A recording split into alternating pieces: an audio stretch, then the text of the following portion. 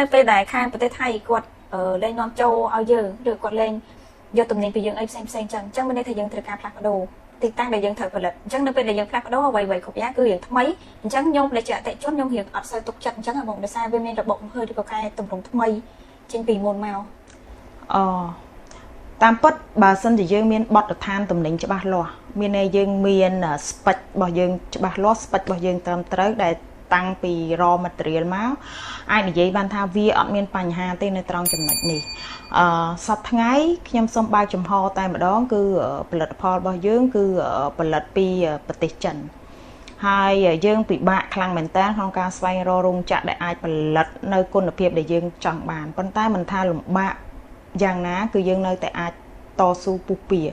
មានន័យថារោងចក្រដែលគាត់ធ្វើការជាមួយយើងទាំងកម្លាំងពលកម្មស្ត្រីទាំងការផ្ដល់នៅ OT ទាំងការផ្ដល់នៅគេហៅថាភាពមនុស្សធម៌គឺមានខ្ពស់អញ្ចឹងយើងពឹងផ្អែកទៅលើចំណុចទាំងអស់ហ្នឹងយើងដឹងថា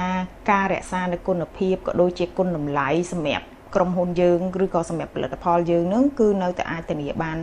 100% តែម្ដងខ្ញុំហ៊ាននិយាយថាអញ្ចឹងហើយក្រៅតែអំពីយើងធ្វើការជាមួយនឹងក្រៅតែអំពីយើងធ្វើការជាមួយនឹងរោងចក្រអ្វីដែលយើង warranty ខ្លាំងបំផុតនោះគឺតាក់ទងជាមួយនឹង raw material ថាតើ raw material ដែលយើងបានយកមកផលិតហ្នឹងចា៎បងគេហៅថាវត្ថុធាតុដើមហ្នឹងមានគុណភាពខ្ពស់កម្រិតណានេះសិតតែជាអ្វីដែលយើង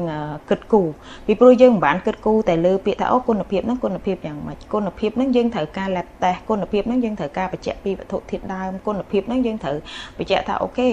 ក្រោយពេលបោកគក់តើក្រោយពេលបោកគក់ហ្នឹងយើងមានបញ្ហាអីខ្លះក៏ដូចជាទទួលបាននៅគេហៅថាសិទ្ធក្នុងការដែលប្រើប្រាស់ផលិតផលហ្នឹងយ៉ាងម៉េចអញ្ចឹងពេលដែលយើងផលិតវាហើយយើងយកទៅអតិជនយើងប្រើប្រាស់បន្តដើម្បីយើងសិក្សាបន្តទៅលើបទដ្ឋានក៏ដូចជាផលិតផលទំនិញថ្មីហ្នឹងមិនមានន័យថាគ្រាន់តែមើលស្ពេចហើយរួចខ្លួនទេអត់ទេវាត្រូវឆ្លងកាត់3ដំណាក់កាលមើលស្ពេចមើល raw material មើលវត្ថុធាតុដើមហើយអស់យើងត្រូវចូលដល់ lab test អស់ពីចូលដល់ lab test អ្វីដែលយើងត្រូវធ្វើបន្តគឺយកមកដាក់ឲ្យប្រើប្រាស់បន្តពីប្រើប្រាស់រយៈពេល3ខែ6ខែរួចហើយយើងត្រូវសិក្សាបន្តទៅលើ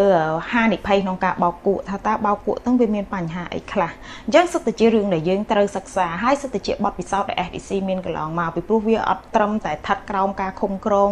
បទដ្ឋានឬក៏គុណភាពរបស់ SDC ទេប៉ុន្តែវាត្រូវឃុំក្រងតាំងពី lab test វាត្រូវឃុំក្រងតាំងពី laundry បោកគក់វាត្រូវឃុំក្រងតាំងពី investment budget ក្នុងការចំណាយអញ្ចឹងគ្រប់យ៉ាងគឺយើង